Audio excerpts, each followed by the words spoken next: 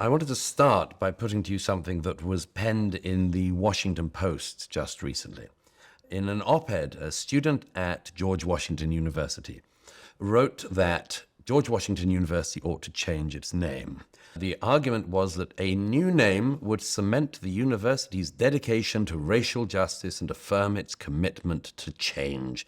It's time to take action.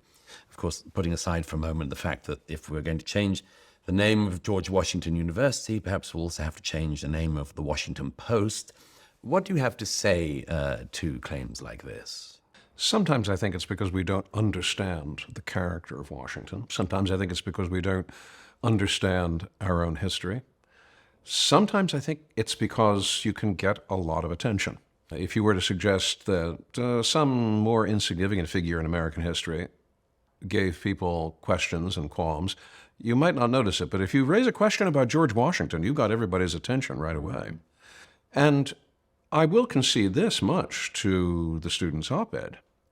George Washington was an owner of slaves.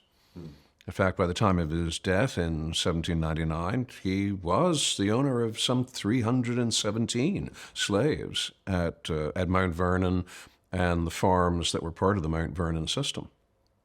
So he does have one point right. George Washington was a slaveholder. And today, as we reflect back on that is a questionable aspect, not only of our history as a nation, but it's a questionable aspect about the character of the people who were its founders. And I think it does bear looking into. Now, I'm not inclined to draw the conclusion he draws, that we need to, well, shall we say, X out completely the name of Washington. But I think we do need to conduct a serious inquiry that says, who was this man Washington? What did it mean for him to be a slaveholder?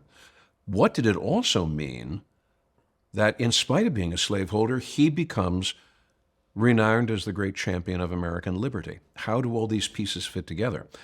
In so doing, we may actually come not to a point of provocation, we may actually come to a point of greater understanding when we look more carefully at this. And I think that my response then would be to this student, let's sit down and reason together. Let's try to understand who George Washington was, because the answers to the questions that are raised by that op-ed are not simplistic and they're not easy, and we shouldn't treat them that way.